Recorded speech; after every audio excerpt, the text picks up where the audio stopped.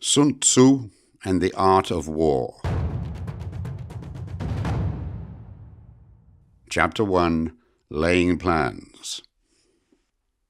Sun Tzu said, "The art of war is of vital importance to the state. It is a matter of life and death, a road either to safety or to ruin. Hence it is a subject of inquiry which can on no account be neglected." The art of war, then, is governed by 5 constant factors to be taken into account in one's deliberations when seeking to determine the conditions obtaining in the field. These are 1. The moral law. 2. Heaven. 3. Earth. 4. The commander. 5. Method and discipline. The moral law causes the people to be in complete accord with their ruler, so that they will follow him regardless of their lives, undismayed by any danger. Heaven signifies night and day, cold and heat, times and seasons.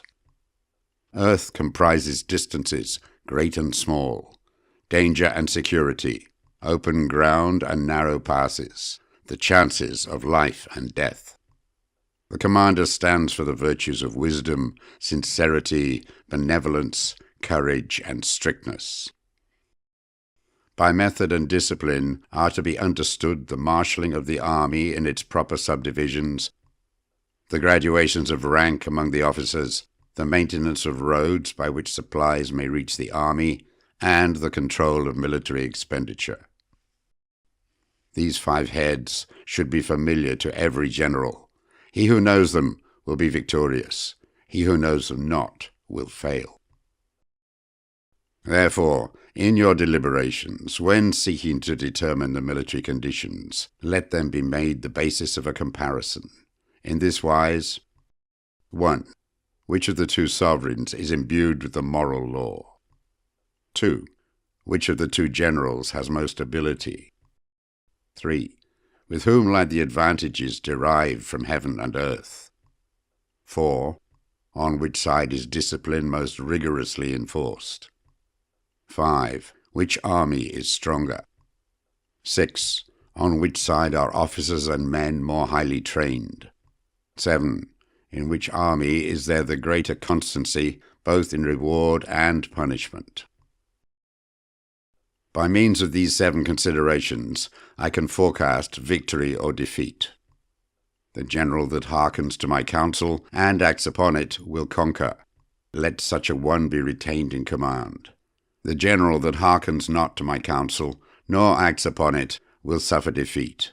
Let such a one be dismissed. While heeding the profit of my counsel, avail yourselves also of any helpful circumstances over and beyond the ordinary rules. Accordingly, as circumstances are favorable, one should modify one's plans. All warfare is based on deception. Hence, when able to attack, we must seem unable. When using our forces, we must seem inactive. When we are near, we must make the enemy believe we are far away. When far away, we must make him believe we are near. Hold out baits to entice the enemy, feign disorder, and crush him. If he is secure at all points, be prepared for him. If he is in superior strength, evade him. If your opponent is of choleric temper, seek to irritate him.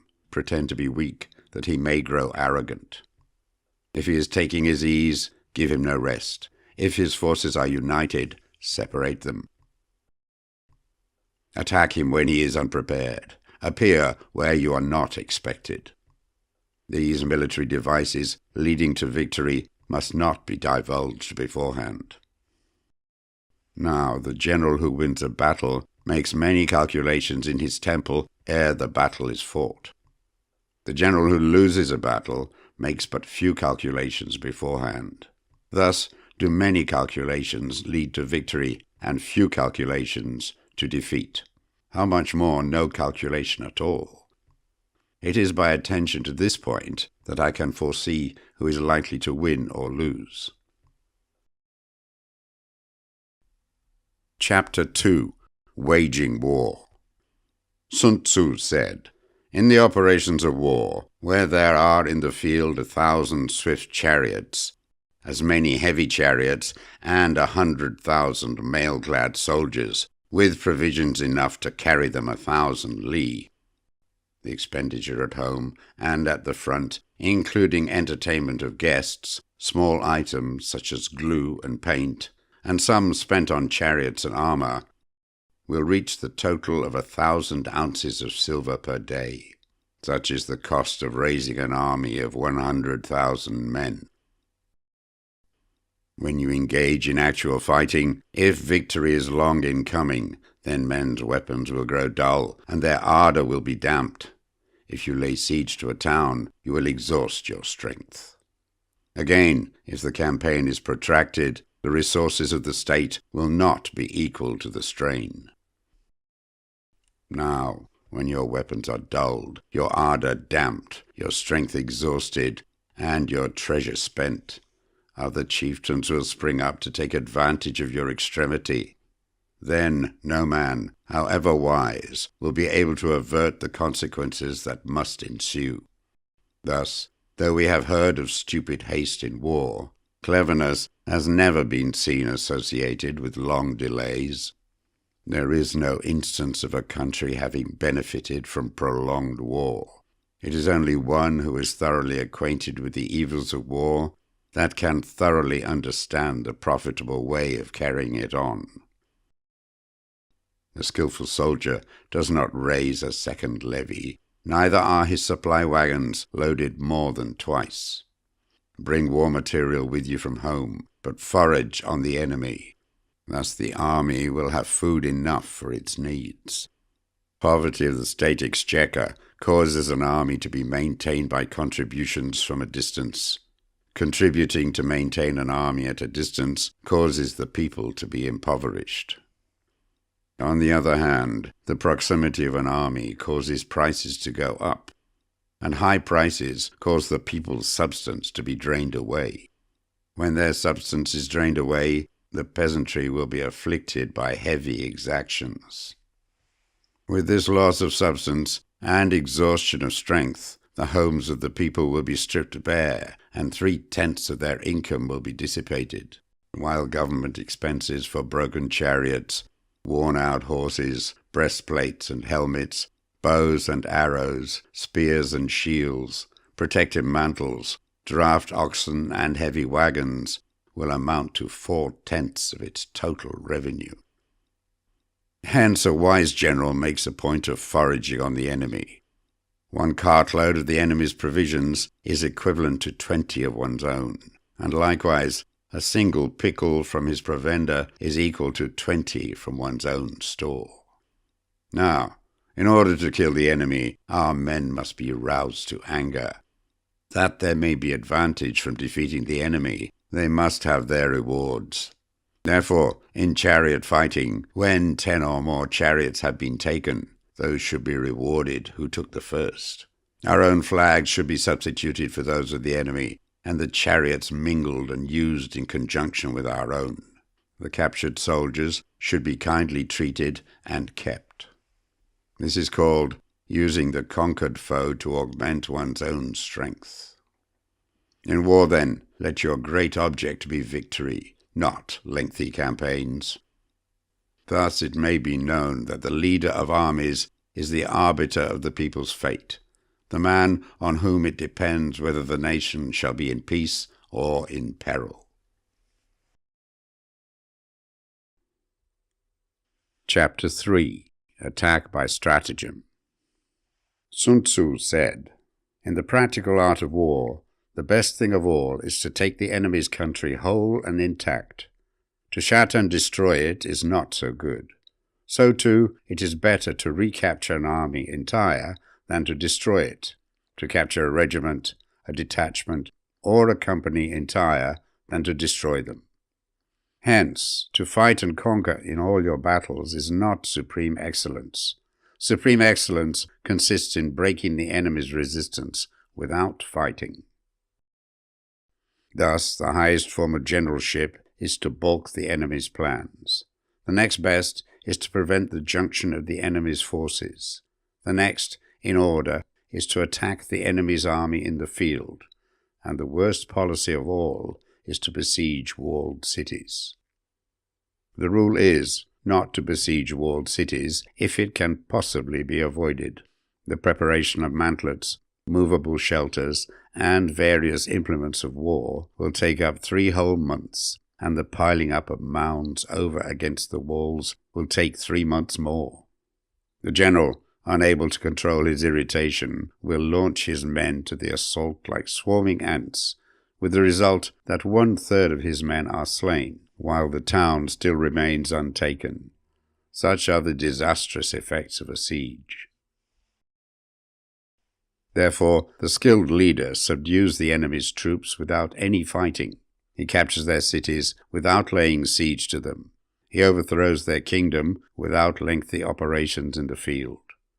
With his forces intact, he will dispute the mastery of the empire, and thus, without losing a man, his triumph will be complete. This is the method of attacking by stratagem. It is the rule in war, if our forces are 10 to the enemy's 1, to surround him; if 5 to 1, to attack him; if twice as numerous, to divide our army into 2. If equally matched, we can offer battle. If slightly inferior in numbers, we can avoid the enemy. If quite unequal in every way, we can flee from him. Hence, though an obstinate fight may be made by a small force, in the end it must be captured by the larger force. Now, the general is the bulwark of the state. If the bulwark is complete at all points, the state will be strong. If the bulwark is defective, the state will be weak. There are 3 ways in which a ruler can bring misfortune upon his army: by commanding the army to advance or to retreat, being ignorant of the fact that it cannot obey. This is called hobbling the army. By attempting to govern an army in the same way as he administers a kingdom, being ignorant of the conditions which obtain in an army. This causes restlessness in the soldiers' minds. By employing the officers of his army without discrimination, through ignorance of the military principle of adaptation to circumstances. This shakes the confidence of the soldiers. But when the army is restless and distrustful, trouble is sure to come from the other feudal princes. This is simply bringing anarchy into the army and flinging victory away. Thus we may know that there are 5 essentials for victory.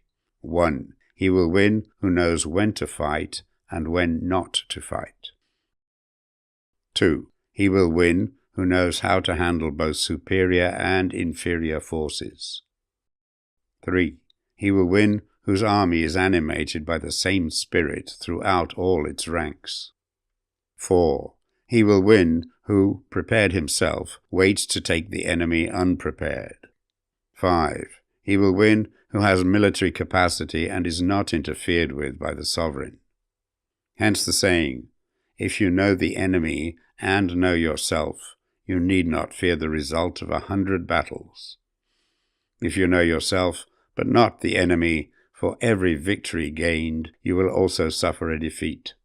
If you know neither the enemy nor yourself, you will succumb in every battle. Chapter 4. Tactical Dispositions. Sun Tzu said, "The good fighters of old first put themselves beyond the possibility of defeat, and then waited for an opportunity of defeating the enemy."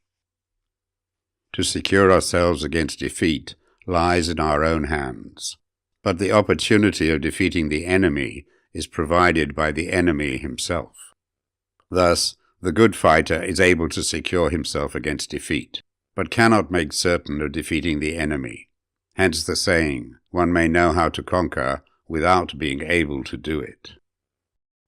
Security against defeat implies defensive tactics. Ability to defeat the enemy means taking the offensive. Standing on the defensive indicates insufficient strength, attacking a superabundance of strength. The general who is skilled in defense hides in the most secret recesses of the earth. He who is skilled in attack flashes forth from the topmost heights of heaven. Thus, on one hand, we have ability to protect ourselves. On the other, a victory that is complete. To see victory only when it is within the ken of the common herd is not the acme of excellence.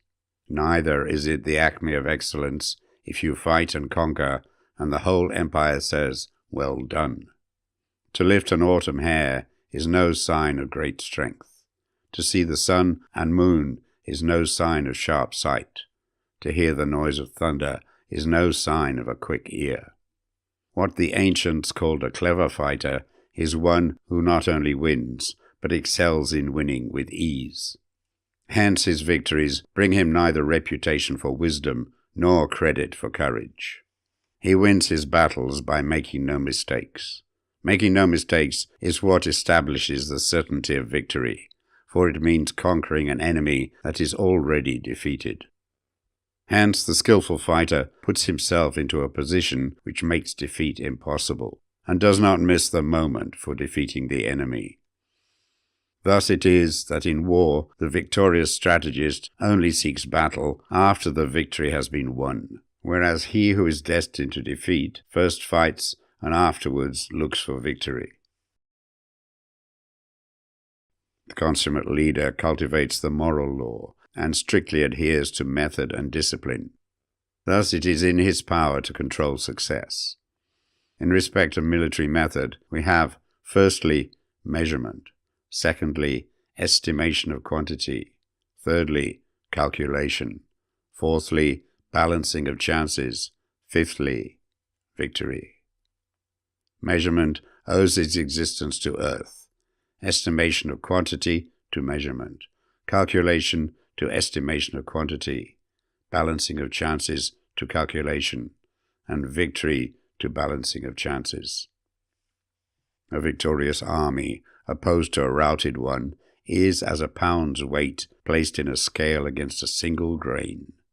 The onrush of a conquering force is like the bursting of pent-up waters into a chasm 1,000 fathoms deep.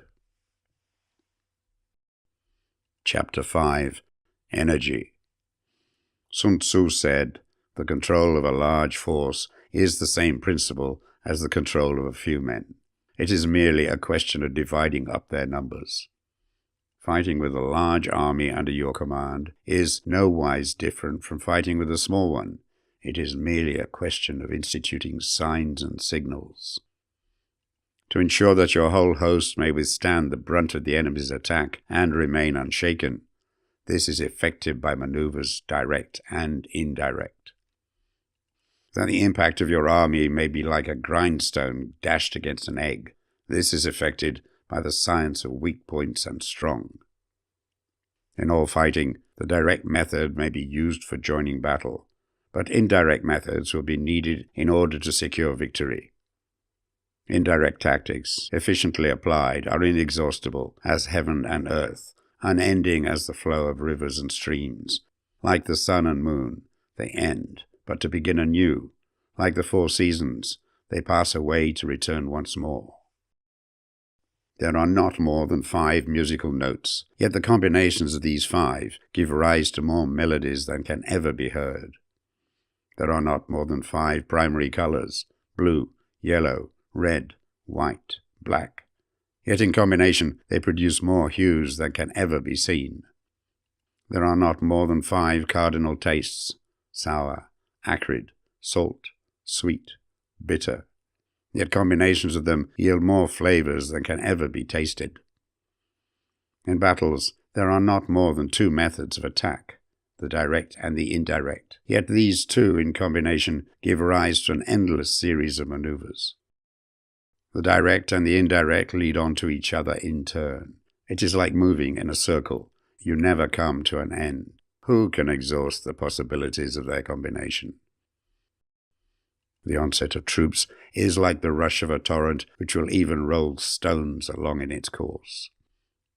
The quality of decision is like the well-timed swoop of a falcon which enables it to strike and destroy its victim. Therefore the good fighter will be terrible in his onset and prompt in his decision. Energy may be likened to the bending of a crossbow. decision to the releasing of a trigger. Amid the turmoil and tumult of battle, there may be seeming disorder, and yet no real disorder at all. Amid confusion and chaos, your array may be without head or tail, yet it will be proof against defeat. Simulated disorder postulates perfect discipline. Simulated fear postulates courage. Simulated weakness postulates strength. Hiding order between the cloak of disorder is simply a question of subdivision. Concealing courage under a show of timidity presupposes a fund of latent energy. Masking strength with weakness is to be effected by tactical dispositions. Thus, one who is skillful at keeping the enemy on the move maintains deceitful appearances according to which the enemy will act. He sacrifices something that the enemy may snatch at. By holding out baits, he keeps him on the march. Then, with a body of picked men, he lies in wait for him. The clever combatant looks to the effect of combined energy and does not require too much from individuals. Hence his ability to pick out the right men and utilize combined energy. When he utilizes combined energy, his fighting men become, as it were, like unto rolling logs or stones. For it is in the nature of a log or a stone to remain motionless on level ground, and to move when on a slope. If four-cornered, to come to a standstill, but if round-shaped, to go rolling down. Thus the energy developed by good fighting men is as the momentum of a round stone rolled down a mountain thousands of feet in height. So much on the subject of energy. Chapter 6. Weak Points and Strong. Sun Tzu said, "Whoever is first in the field and awaits the coming of the enemy will be fresh for the fight. Whoever is second in the field and has to hasten to battle will arrive exhausted." Therefore the clever combatant imposes his will on the enemy, but does not allow the enemy's will to be imposed on him. By holding out advantages to him, he can cause the enemy to approach of his own accord. Or, by inflicting damage, he can make it impossible for the enemy to draw near. If the enemy is taking his ease, he can harass him. If well supplied with food, he can starve him out. If quietly encamped, he can force him to move. Appear at points which the enemy must hasten to defend. March swiftly to places where you are not expected. An army may march great distances without distress if it marches through country where the enemy is not. You can be sure of succeeding in your attacks if you only attack places which are undefended. You can ensure the safety of your defense if you only hold positions that cannot be attacked. Hence, that general is skillful in attack whose opponent does not know what to defend. And he is skillful in defense whose opponent does not know what to attack. O divine art of subtlety and secrecy, through you we learn to be invisible, through you inaudible, and hence we can hold the enemy's fate in our hands. You may advance and be absolutely irresistible if you make for the enemy's weak points. You may retire and be safe from pursuit if your movements are more rapid than those of the enemy. If we wish to fight, the enemy can be forced to an engagement even though he be sheltered behind a high rampart and a deep ditch. All we need to do is attack some other place that he will be obliged to relieve. If we do not wish to fight, we can prevent the enemy from engaging us even though the lines of our encampment be merely traced out on the ground. All we need to do is to throw something odd and unaccountable in his way. By discovering the enemy's dispositions and remaining invisible ourselves, we can keep our forces concentrated while the enemy's must be divided. We can form a single united body while the enemy must split up into fractions. Hence, there will be a whole pitted against separate parts of a whole, which means that we shall be many to the enemy's few. And if we are able thus to attack an inferior force with a superior one, our opponents will be in dire straits. The spot where we intend to fight must not be made known, for then the enemy will have to prepare against a possible attack at several different points, and his forces being thus distributed in many directions, the numbers we shall have to face at any given point will be proportionately few. For should the enemy strengthen his van, he will weaken his rear.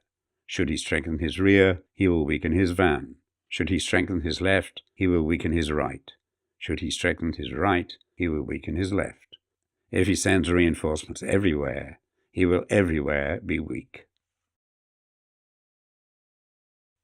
Numerical weakness comes from having to prepare against possible attacks. Numerical strength from compelling our adversary to make these preparations against us. Knowing the place and the time of the coming battle, we may concentrate from the greatest distances in order to fight. But if neither time nor place be known, then the left wing will be impotent to succor the right equally impotent to succor the left, the van unable to relieve the rear, or the rear to support the van. How much more so if the furthest portions of the army are anything under 100 li apart, and even the nearest are separated by several li. Though according to my estimate the soldiers of Wei exceeded our own in number, that shall advantage them nothing in the matter of victory. I say then that victory can be achieved. Though the enemy be stronger in numbers, we may prevent him from fighting. Scheme so as to discover his plans and the likelihood of their success. Rouse him and learn the principle of his activity or inactivity. Force him to reveal himself so as to find out his vulnerable spots. Carefully compare the opposing army with your own, so that you may know where strength is superabundant and where it is deficient. In making tactical dispositions, the highest pitch you can attain is to conceal them. Conceal your dispositions, and you will be safe from the prying of the subtlest spies, from the machinations of the wisest brains. How victory may be produced for them out of the enemy's own tactics, that is what the multitude cannot comprehend. All men can see the tactics whereby I conquer, but what none can see is the strategy out of which victory is evolved. Do not repeat the tactics which have gained you one victory, but let your methods be regulated by the infinite variety of circumstances. Military tactics are like unto water, for water in its natural course runs away from high places and hastens downwards. So in war, the way is to avoid what is strong and to strike at what is weak. Water shapes its course according to the nature of the ground over which it flows. The soldier works out his victory in relation to the foe whom he is facing. Therefore, just as water retains no constant shape, so in warfare there are no constant conditions. He who can modify his tactics in relation to his opponent and thereby succeed in winning may be called a heaven-born captain. The 5 elements, water, fire, wood, metal, earth, are not always equally predominant. The 4 seasons make way for each other in turn. There are short days and long. The moon has its periods of waning and waxing. Chapter 7. Maneuvering. Sun Tzu said, "In war, the general receives his commands from the sovereign. Having collected an army and concentrated his forces, he must blend and harmonize the different elements thereof before pitching his camp. After that comes tactical maneuvering, than which there is nothing more difficult. The difficulty of tactical maneuvering consists in turning the devious into the direct, and misfortune into gain. Thus, to take a long and circuitous route after enticing the enemy out of the way, and those starting after him to contrive to reach the goal before him, shows knowledge of the artifice of deviation. Maneuvering with an army is advantageous, with an undisciplined multitude most dangerous. If you set a fully equipped army in march in order to snatch an advantage, the chances are that you will be too late. On the other hand, to detach a flying column for the purpose involves the sacrifice of its baggage and stores. Thus, if you order your men to roll up their buff coats and make forced marches without halting day or night, covering double the usual distance at a stretch, doing 100 li in order to wrest an advantage, the leaders of all your 3 divisions will fall into the hands of the enemy. The stronger men will be in front, the jaded ones will fall behind, and on this plan only 1/10 of your army will reach its destination. If you march 50 li in order to outmaneuver the enemy, you will lose the leader of your 1st Division, and only half your force will reach the goal. If you march 30 li with the same object, 2/3 of your army will arrive. We may take it, then, that an army without its baggage train is lost. Without provisions, it is lost. Without bases of supply, it is lost. We cannot enter into alliance until we are acquainted with the designs of our neighbours. We are not fit to lead an army on the march unless we are familiar with the face of the country, its mountains and forests, its pitfalls and precipices, its marshes and swamps. We shall be unable to turn natural advantage to account unless we make use of local guides. In war, practice dissimulation, and you will succeed.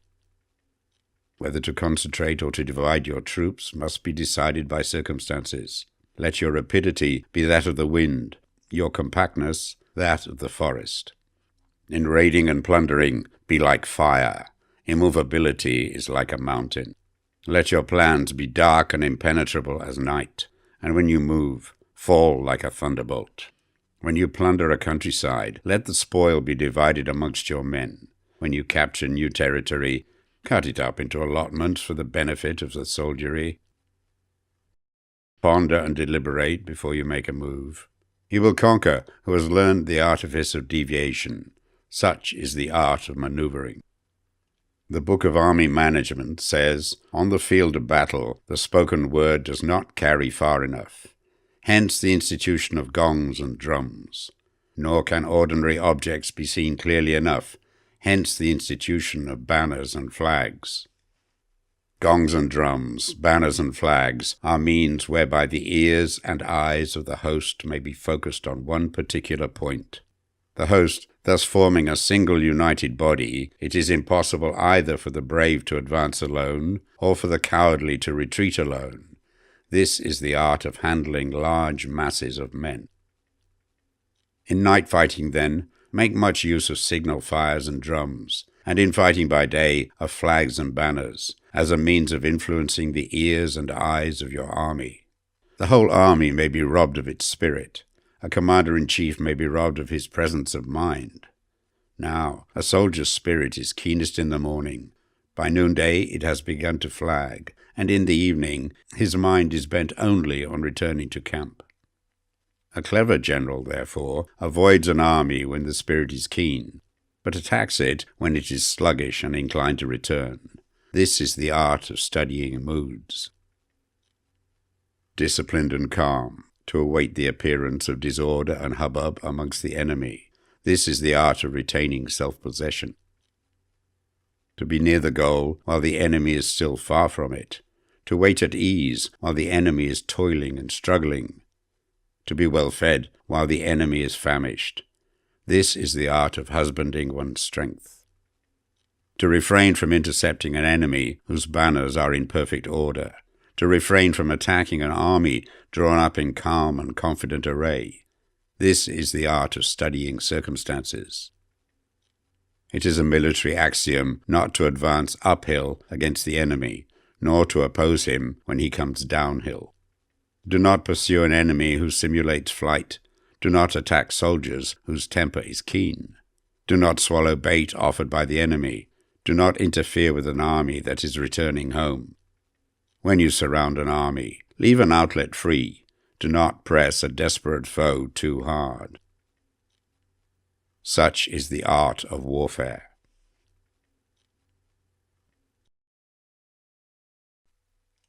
Chapter 8. Variation in Tactics. Sun Tzu said, in war, the general receives his commands from the sovereign, collects his army, and concentrates his forces. When in difficult country, do not encamp. In country where high roads intersect, join hands with your allies. Do not linger in dangerously isolated positions. In hemmed-in situations, you must resort to stratagem. In desperate position, you must fight.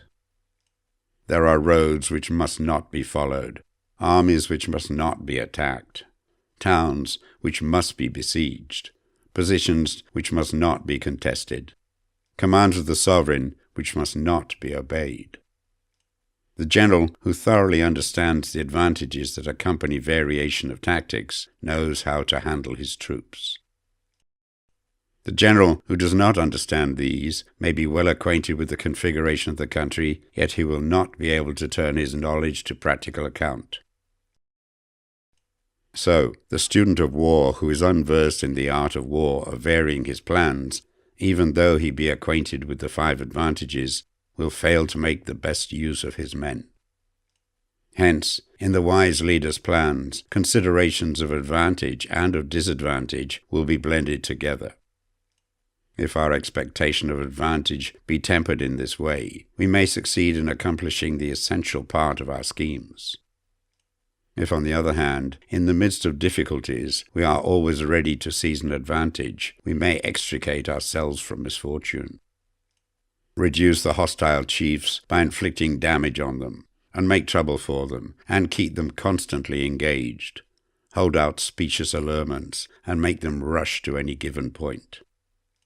The art of war teaches us to rely not on the likelihood of the enemy's not coming, but on our own readiness to receive him, not on the chance of his not attacking, but rather on the fact that we have made our position unassailable. There are 5 dangerous faults which may affect a general. 1. Recklessness, which leads to destruction. 2. Cowardice, which leads to capture. 3. A hasty temper, which can be provoked by insults. 4. A delicacy of honor, which is sensitive to shame. 5. Over-solicitude for his men, which exposes him to worry and trouble. These are the 5 besetting sins of a general, ruinous to the conduct of war. When an army is overthrown and its leader slain, the cause will surely be found among these 5 dangerous faults. Let them be subject of meditation. Chapter 9. The Army on the March. Sun Tzu said, "We come now to the question of encamping the army and observing signs of the enemy. Pass quickly over mountains and keep in the neighborhood of valleys. Camp in high places, facing the sun. Do not climb heights in order to fight. So much for mountain warfare. After crossing a river, you should get far away from it. When an invading force crosses a river in its onward march, do not advance to meet it midstream. It will be best to let half the army get across and then deliver your attack. If you are anxious to fight, you should not go to meet the invader near a river which he has to cross. Moor your craft higher up than the enemy and facing the sun. Do not move upstream to meet the enemy. So much for river warfare. In crossing salt marshes, your sole concern should be to get over them quickly without any delay.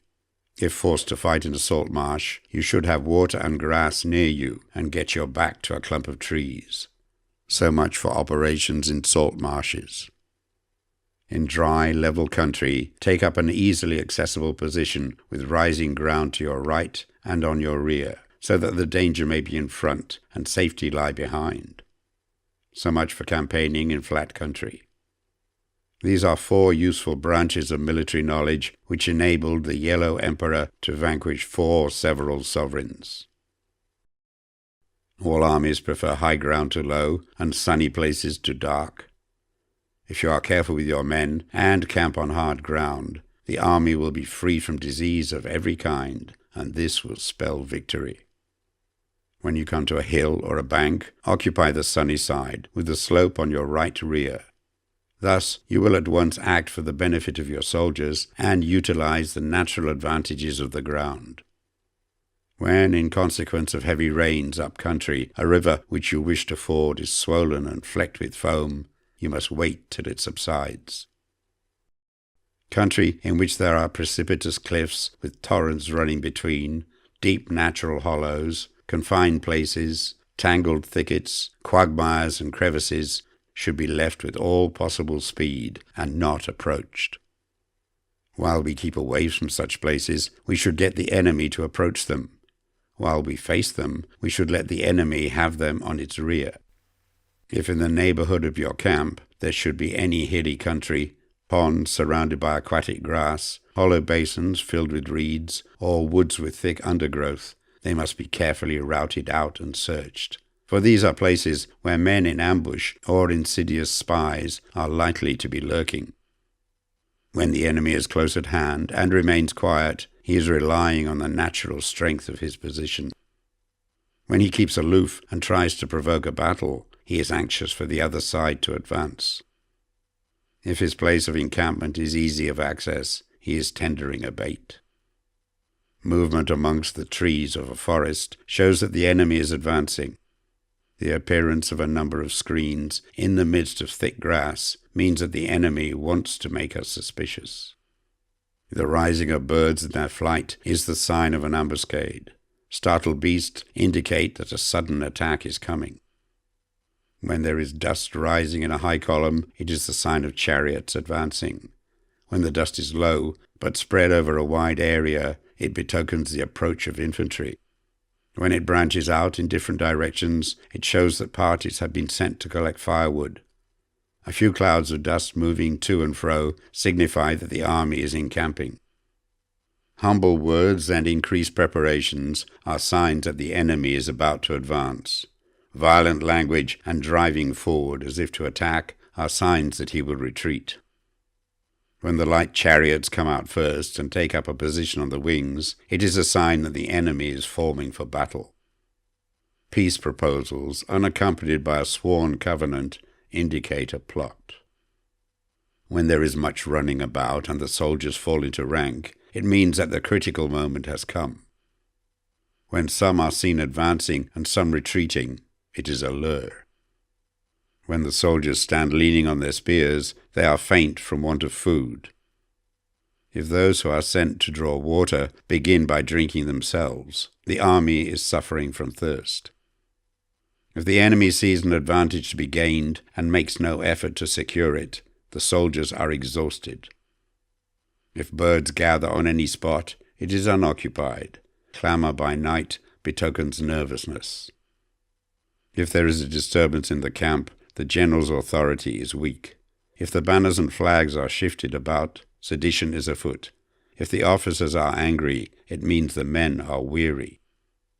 When an army feeds its horses with grain and kills its cattle for food, and when the men do not hang their cooking pots over the campfires, showing that they will not return to their tents, you may know that they are determined to fight to the death. The sign of men whispering together in small knots or speaking in subdued tones points to disaffection amongst the rank and file. Too frequent rewards signify that the enemy is at the end of his resources. Too many punishments betray a condition of dire distress. To begin by bluster, but afterwards to take fright at the enemy's numbers, shows a supreme lack of intelligence. When envoys are sent with compliments in their mouths, it is a sign that the enemy wishes for a truce. If the enemy's troops march up angrily and remain facing ours for a long time without either joining battle or taking themselves off again, the situation is one that demands great vigilance and circumspection. If our troops are no more in numbers than the enemy, that is amply sufficient. It only means that no direct attack can be made. What we can do is simply to concentrate all our available strength, keep a close watch on the enemy, and obtain reinforcements. He who exercises no forethought but makes light of his opponents is sure to be captured by them. If soldiers are punished before they have grown attached to you, they will not prove submissive, and, unless submissive, then will be practically useless. If, when soldiers have become attached to you, punishments are not enforced, they will still be useless. Therefore, soldiers must be treated in the first instance with humanity, but kept under control by means of iron discipline. This is a certain road to victory. If in training soldiers, commands are habitually enforced, the army will be well disciplined. If not, its discipline will be bad. If a general shows confidence in his men, but always insists on his orders being obeyed, the gain will be mutual. Chapter 10. Terrain. Sun Tzu said, We may distinguish 6 kinds of terrain, to wit: 1. Accessible ground. 2. Entangling ground. 3. Temporizing ground. 4. Narrow passes. 5. Precipitous heights. 6. Positions at a great distance from the enemy. Ground which can be freely traversed by both sides is called accessible. With regard to ground of this nature, be before the enemy in occupying the raised and sunny spots, and carefully guard your line of supplies. Then you will be able to fight with advantage. Ground which can be abandoned but is hard to reoccupy is called entangling. From a position of this sort, if the enemy is unprepared, you may sally forth and defeat him. But if the enemy is prepared for your coming, and you fail to defeat him, then, return being impossible, disasters will ensue. When the position is such that neither side will gain by making the first move, it is called temporizing ground. In a position of this sort, even though the enemy should offer us an attractive bait, it will be advisable not to stir forth, but rather to retreat, thus enticing the enemy in his turn. Then, when part of his army has come out, we may deliver our attack with advantage. With regard to narrow passes, if you can occupy them first, let them be strongly garrisoned and await the advent of the enemy. Should the army forestall you in occupying a pass, do not go after him if the pass is fully garrisoned, but only if it is weakly garrisoned. With regard to precipitous heights, if you are beforehand with your adversary, you should occupy the raised and sunny spots, and there wait for him to come up. If the enemy has occupied them before you, do not follow him, but retreat and try to entice him away.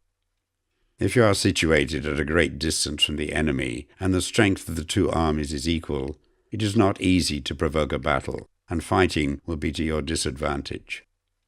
These 6 are the principles connected with earth. The general who has attained a responsible post must be careful to study them. Now an army is exposed to 6 several calamities not arising from natural causes, but from faults for which the general is responsible. These are: 1. Flight. 2. Insubordination. 3. Collapse. 4. Ruin. 5. Disorganization. 6. Rout. Other conditions being equal, if one force is hurled against another 10 times its size, the result will be the flight of the former. When the common soldiers are too strong and their officers too weak, the result is insubordination. When the officers are too strong and the common soldiers too weak, the result is collapse. When the higher officers are angry and insubordinate, and on meeting the enemy give battle on their own account from a feeling of resentment, before the commander-in-chief can tell whether or no he is in a position to fight, the result is ruin. When the general is weak and without authority, when his orders are not clear and distinct, when there are no fixed duties assigned to officers and men, and the ranks are formed in a slovenly, haphazard manner, the result is utter disorganization. When a general, unable to estimate the enemy's strength, allows an inferior force to engage a larger one, or hurls a weak detachment against a powerful one, and neglects to place picked soldiers in the front rank, the result must be rout. There are 6 ways of courting defeat, which must be carefully noted by the general who has attained a responsible post. The natural formation of the country is the soldier's best ally, but a power of estimating the adversary, of controlling the forces of victory, and of shrewdly calculating difficulties, dangers, and distances constitutes the test of a great general. He who knows these things, and in fighting puts his knowledge into practice, will win his battles. He who knows them not, nor practices them, will surely be defeated. If fighting is sure to result in victory, then you must fight, even though the ruler forbid it. If fighting will not result in victory, then you must not fight, even at the ruler's bidding.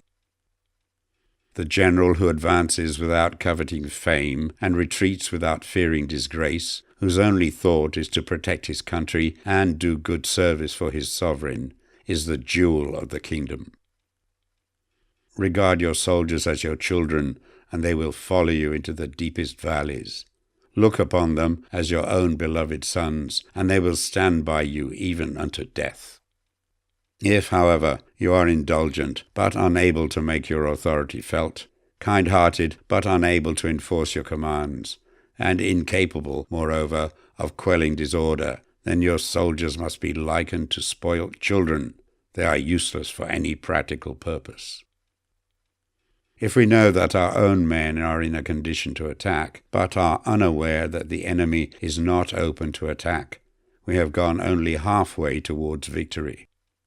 If we know that the enemy is open to attack, but are unaware that our own men are not in a condition to attack, we have only gone halfway towards victory. If we know that the enemy is open to attack, and also know that our men are in a condition to attack, but are unaware that the nature of the ground makes fighting impracticable, we have still gone only halfway towards victory. Hence the experienced soldier, once in motion, is never bewildered. Once he has broken camp, he is never at a loss. Hence the saying, if you know the enemy and know yourself, your victory will not stand in doubt. If you know heaven and know earth, you may make your victory complete. Chapter 11. The 9 Situations. Sun Tzu said, "The art of war recognizes 9 varieties of ground. 1. Dispersive ground. 2. Facile ground. 3. Contentious ground. 4. Open ground. 5. Ground of intersecting highways. 6. Serious ground. 7. Difficult ground. 8. Hemmed-in ground. 9. Desperate ground."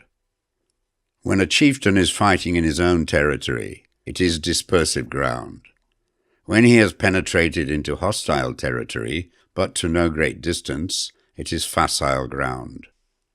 Ground the possession of which imports great advantage to either side is contentious ground. Ground on which each side has liberty of movement is open ground. Ground which forms the key to 3 contiguous states, so that he who occupies it first has most of the empire at his command, is a ground of intersecting highways. When an army has penetrated into the heart of a hostile country, leaving a number of fortified cities in its rear, it is serious ground.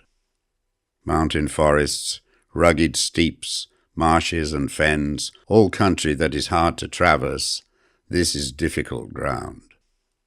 Ground which is reached through narrow gorges, and from which we can only retire by tortuous paths, so that a small number of the enemy would suffice to crush a large body of our men. This is hemmed-in ground. Ground on which we can only be saved from destruction by fighting without delay is desperate ground. On dispersive ground, therefore, fight not. On facile ground, halt not. On contentious ground, attack not.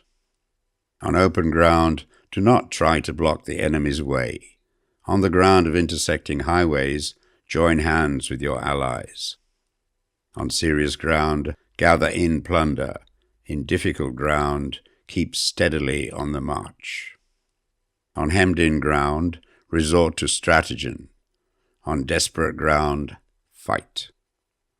Those who were called skillful leaders of old knew how to drive a wedge between the enemy's front and rear, to prevent cooperation between his large and small divisions, to hinder the good troops from rescuing the bad, the officers from rallying their men. When the enemy's men were united, they managed to keep them in disorder. When it was to their advantage, they made a forward move. When otherwise, they stopped still. If asked how to cope with a great host of the enemy in orderly array and on the point of marching to the attack, I should say, begin by seizing something which your opponent holds dear. Then he will be amenable to your will. Rapidity is the essence of war. Take advantage of the enemy's unreadiness. Make your way by unexpected routes, and attack unguarded spots. The following are the principles to be observed by an invading force. The further you penetrate into a country, the greater will be the solidarity of your troops, and thus the defenders will not prevail against you. Make forays in fertile country in order to supply your army with food. Carefully study the well-being of your men, and do not overtax them. Concentrate your energy and hoard your strength. Keep your army continually on the move, and devise unfathomable plans. Throw your soldiers into positions whence there is no escape, and they will prefer death to flight. If they will face death, there is nothing they may not achieve. Officers and men alike will put forward their uttermost strength. Soldiers, when in desperate straits, lose the sense of fear. If there is no place of refuge, they will stand firm. If they are in hostile country, they will show a stubborn front. If there is no help for it, they will fight hard. Thus, without waiting to be marshalled, the soldiers will be constantly on the qui-vive, without waiting to be asked. They will do your will without restrictions. They will be faithful without giving orders. They can be trusted. Prohibit the taking of omens, and do away with superstitious doubts. Then, until death itself comes, no calamity need be feared. If our soldiers are not overburdened with money, it is not because they have a distaste for riches. If their lives are not unduly long, it is not because they are disinclined to longevity. On the day they are ordered out to battle, your soldiers may weep, those sitting up bedewing their garments, and those lying down letting the tears run down their cheeks. But let them once be brought to bay, and they will display the courage of a Chu or a Kui. The skillful tactician may be likened to the Shuaijian. Now the Shuaijian is a snake that is found in the Jiang Mountains. Strike at its head, and you will be attacked by its tail. Strike at its tail, and you will be attacked by its head. Strike at its middle, and you will be attacked by the head and tail, both. Asked if an army can be made to imitate the Shuaijian, I should answer yes. For the men of Wu and the men of Yue are enemies. Yet if they are crossing a river in the same boat and are caught by a storm, they will come to each other's assistance, just as the left hand helps the right. Hence it is not enough to put one's trust in the tethering of horses and the burying of chariot wheels in the ground. The principle on which to manage an army is to set up one standard of courage which all must reach. How to make the best of both strong and weak, that is a question involving the proper use of ground. Thus, the skillful general conducts his army just as though he were leading a single man, willy-nilly, by the hand. It is the business of a general to be quiet and thus ensure secrecy, upright and just, and thus maintain order. He must be able to mystify his officers and men by false reports and appearances, and thus keep them in total ignorance. By altering his arrangements and changing his plans, he keeps the enemy without definite knowledge. By shifting his camp and taking circuitous routes, he prevents the enemy from anticipating his purpose. At the critical moment, the leader of an army acts like one who has climbed up a height and then kicks away the ladder behind him. He carries his men deep into hostile territory before he shows his hand. He burns his boats and breaks his cooking pots. Like a shepherd driving a flock of sheep, he drives his men this way and that, and nothing knows whither he is going. To muster his host and bring it into danger, this may be termed the business of the general. The different measures suited to the 9 varieties of ground, the expediency of aggressive or defensive tactics, and the fundamental laws of human nature. These are things that must most certainly be studied. When invading hostile territory, the general principle is that penetrating deeply brings cohesion. Penetrating but a short way means dispersion. When you leave your own country behind and take your army across neighborhood territory, you find yourself on critical ground. Where there are means of communication on all four sides, the ground is one of intersecting highways. When you penetrate deeply into a country, it is serious ground. When you penetrate but a little way, it is facile ground. When you have your enemy's strongholds on your rear and narrow passes in front, it is hemmed-in ground. When there is no place of refuge at all, it is desperate ground. Therefore, on dispersive ground, I would inspire my men with unity of purpose. On facile ground, I would see that there is close connection between all parts of my army. On contentious ground, I would hurry up my rear. On open ground, I would keep a vigilant eye on my defenses. On ground of intersecting highways, I would consolidate my alliances. On serious ground, I would try to ensure a continuous stream of supplies. On difficult ground, I would keep pushing on along the road. On hemmed-in ground, I would block any way of retreat. On desperate ground, I would proclaim to my soldiers the hopelessness of saving their lives. For it is the soldier's disposition to offer an obstinate resistance when surrounded, to fight hard when he cannot help himself, and to obey promptly when he has fallen into danger. We cannot enter into alliance with the neighboring princes until we are acquainted with their designs. We are not fit to lead an army on the march unless we are familiar with the face of the country, its mountains and forests, its pitfalls and precipices, its marshes and swamps. We shall be unable to turn natural advantages to account unless we make use of local guides. To be ignored of any one of the following 4 or 5 principles does not befit a warlike prince. When a warlike prince attacks a powerful state, his generalship shows itself in preventing the concentration of the enemy's forces. He overawes his opponents, and their allies are prevented from joining against him. Hence he does not strive to ally himself with all and sundry, nor does he foster the power of other states. He carries out his own secret designs, keeping his antagonists in awe. Thus he is able to capture their cities and overthrow their kingdoms. Bestow rewards without regard to rule. Issue orders without regard to previous arrangements, and you will be able to handle a whole army as though you had to do it with but a single man. Confront your soldiers with the deed itself. Never let them know your design. When the outlook is bright, bring it before their eyes, but tell them nothing when the situation is gloomy. Place your army in deadly peril, and it will survive. Plunge it into desperate straits, and it will come off in safety. For it is precisely when a force has fallen into harm's way that it is capable of striking a blow for victory. Success in warfare is gained by carefully accommodating ourselves to the enemy's purpose. By persistently hanging on to the enemy's flank, we shall succeed in the long run in killing the commander-in-chief. This is called ability to accomplish a thing by sheer cunning. On the day that you take up your command, block the frontier passes, destroy the official tallies, and stop the passage of all emissaries.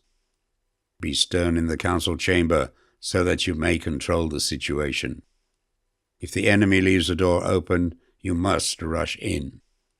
Forestall your opponent by seizing what he holds dear, and subtly contrive to time his arrival on the ground. Walk in the path defined by rule, and accommodate yourselves to the enemy until you can fight a decisive battle. At first, then, exhibit the coyness of a maiden until the enemy gives you an opening. Afterwards, emulate the rapidity of a running hare, and it will be too late for the enemy to oppose you. Chapter 12. The Attack by Fire. Sun Tzu said, "There are 5 ways of attacking with fire. The first is to burn the soldiers in their camp. The second is to burn stores. The third is to burn baggage trains. The fourth is to burn arsenals and magazines. The fifth is to hurl dropping fire amongst the enemy. In order to carry out an attack, we must have means available. The material for raising fire should always be kept in readiness. There is a proper season for making attacks with fire, and special days for starting a conflagration.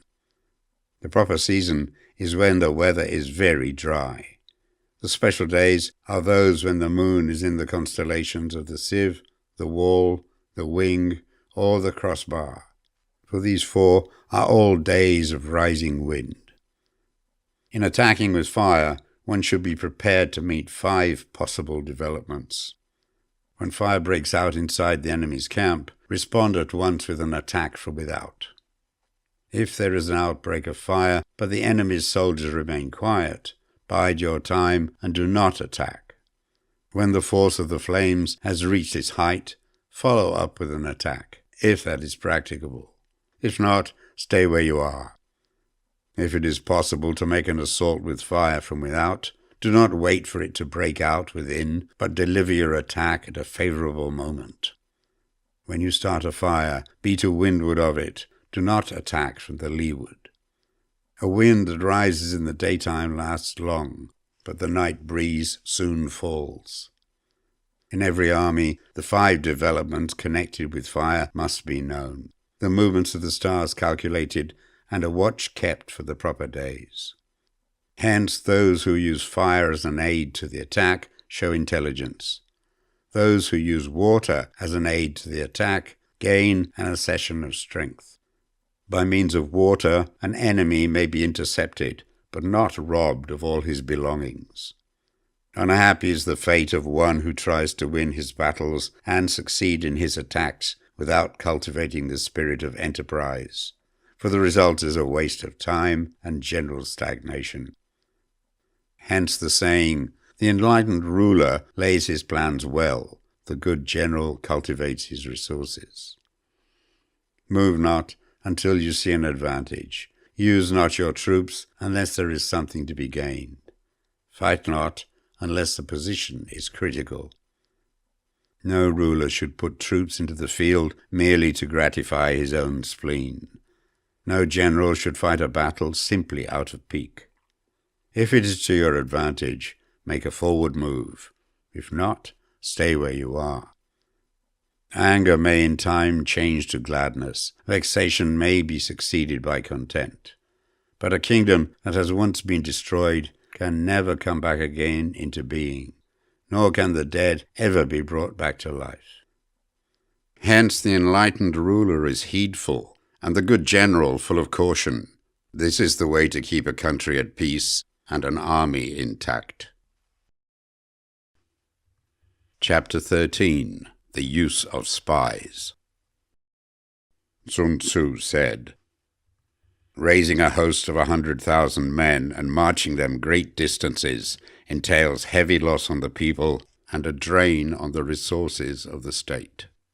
The daily expenditure will amount to 1,000 ounces of silver. There will be commotion at home and abroad, and men will drop down exhausted on the highways.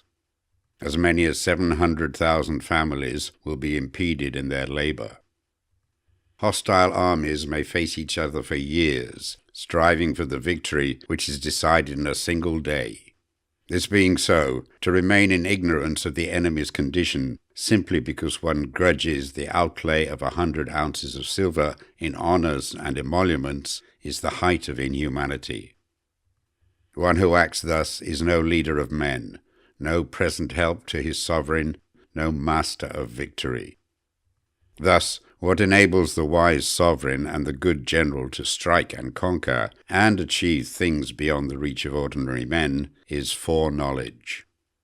Now this foreknowledge cannot be elicited from spirits. It cannot be obtained inductively from experience, nor by any deductive calculation. Knowledge of the enemy's dispositions can only be obtained from other men. Hence the use of spies, of whom there are 5 classes. 1. Local spies. 2. Inward spies. 3. Converted spies. 4. Doomed spies. 5. Surviving spies. When these 5 kinds of spy are all at work, none can discover the secret system. This is called divine manipulation of the threads. It is the sovereign's most precious faculty. Having local spies means employing the services of the inhabitants of a district. Having inward spies, making use of officials of the enemy. Having converted spies, getting hold of the enemy's spies and using them for our own purposes. Having doomed spies, doing certain things openly for purposes of deception and allowing our spies to know of them and report them to the enemy. Surviving spies, finally, are those who bring back news from the enemy's camp. Hence it is that, which none in the whole army, are more intimate relations to be maintained than with spies. None should be more liberally rewarded. In no other business should greater secrecy be preserved. Spies cannot be usefully employed without a certain intuitive sagacity. They cannot be properly managed without benevolence and straightforwardness. Without subtle ingenuity of mind, one cannot make certain of the truth of their reports. Be subtle, and use your spies for every kind of business. If a secret piece of news is divulged by a spy before the time is ripe, he must be put to death, together with the man to whom the secret was told.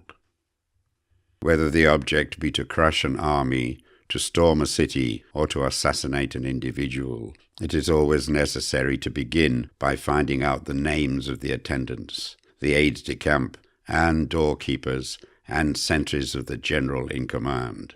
Our spies must be commissioned to ascertain these. The enemy's spies, who have come to spy on us, must be sought out, tempted with bribes, led away, and comfortably housed. Thus they will become converted spies and available for our service. It is through the information brought by the converted spy that we are able to acquire and employ local and inward spies. It is owing to his information again that we can cause the doomed spy to carry false tidings to the enemy. Lastly, it is by his information that the surviving spy can be used on appointed occasions. The end and aim of spying, in all its 5 varieties, is knowledge of the enemy, and this knowledge can only be derived in the first instance from the converted spy. Hence it is essential that the converted spy be treated with the utmost liberality. Of old, the rise of the Yin dynasty was due to Ai Qi, who had served under the Hsia. Likewise, the rise of the Zhou dynasty was due to Liu Ya, who had served under the Yin. Hence, it is only the enlightened ruler and the wise general who will use the highest intelligence of the army for purposes of spying, and thereby they achieve great results. Spies are a most important element in warfare, because on them depends an army's ability to move.